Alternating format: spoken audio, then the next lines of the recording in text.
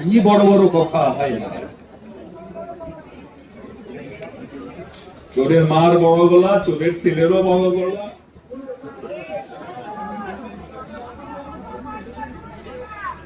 শহীদ রাষ্ট্রপতি জিয়া রহমান তো রাষ্ট্রপ্রধান ছিলেন, উনি কি দুর্নীতি করতে পারতেন না? উনি কি দামি কাপড় পরতে পারতেন না? উনি কি ওনার সন্তানদের ভালো ব্যবস্থা করে দিতে পারতেন না? উনি ছেঁড়া কাপড় পরতেন। ওনার অনেক কাপড় পাওয়া গেল রিপু করা, ছিঁড়ে গেছে, সেটিকে আবার রিপু করে ঠিক করে এনে পরতেন। ওনার ছেলে মেয়ে, দুই ছেলের কাপড় দরকার, কাপড় উনি ইচ্ছা করলে কিনতে পারতেন না। পৃথিবীর বিভিন্ন দেশ থেকে উনি চাইলে দামি দামি কাপড় আনতে পারতেন না। ওনার কাপড় কেটে উনি ওনার দুই সন্তানকে পরাতেন, যে কাপড়গুলো ওনার পুরনো হয়ে গেছে। ওনার বাড়িতে উনি দাওয়াত করতেন, বিভিন্ন দেশে বিভিন্ন বড় বড় অতিথিদের দাওয়াত করতেন। তারা তো ভাবতেন প্রেসিডেন্টের বাসায় যাচ্ছি, না জানি কত দামি দামি খাবার খাবো, না জানি কত রকমের খাবার খাবো। যখন তারা প্রেসিডেন্টের বাড়িতে গেলেন, প্রেসিডেন্ট তাদের ডাইনিং রুমে যখন তাদের ডাইনিং টেবিলে বসালেন, ওনারা তো ডাইনিং টেবিলের দিকে তাকিয়ে অবাক, এই কি দৃশ্য দেখছি। ডাইনিং টেবিলের অধিকাংশ জায়গা ফাঁকা, মাঝখানে আছে শুধু একটি ভাত, একটি ডাল, একটা তরকারি।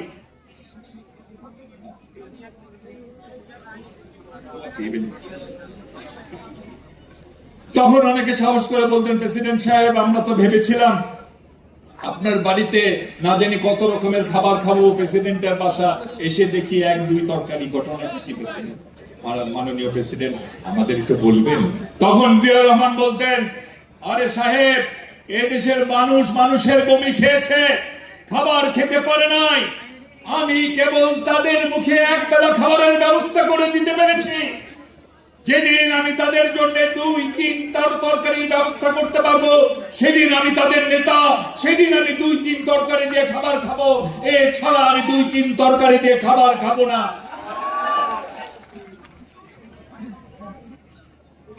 সমগ্র বাংলাদেশকে উনি এক জায়গায় আনতে চেয়েছেন। উনি বিশ্বাস করেছেন, বাংলাদেশকে যদি এগিয়ে নিতে হয়, বাংলাদেশকে এক জায়গায় আনতে হবে, এক ছাতার নিচে আনতে হবে।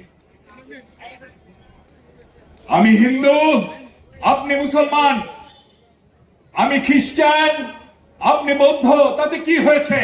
আমরা সবাই এক, আমরা এক ছাতার নিচে। ছাতার নাম বাংলাদেশ, ছাতার নাম বাংলাদেশী জাতীয়তাবাদ। আমি বাঙালি, আপনি পাহাড়ি, পার্থক্য কি? আমরা সবাই এক দেশের সন্তান।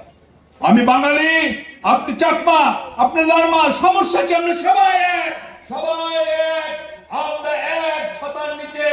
সেই ছাতার নাম বাংলাদেশ, সেই ছাতার নাম বাংলাদেশী জাতীয়তাবাদ। সবাইকে এক জায়গায় নিয়েছেন। এখন হিল ট্যাক্সে গন্ডগোল চলছে, মাঝে মধ্যে গোলাগুলি হচ্ছে।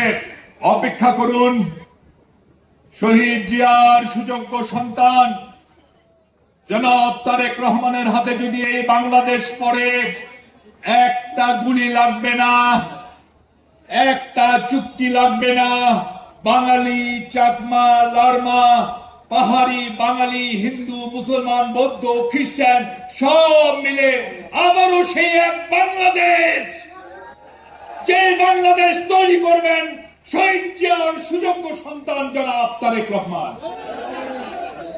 উনি স্লোগান দিয়েছিলেন, ব্যক্তির চেয়ে দল বড়,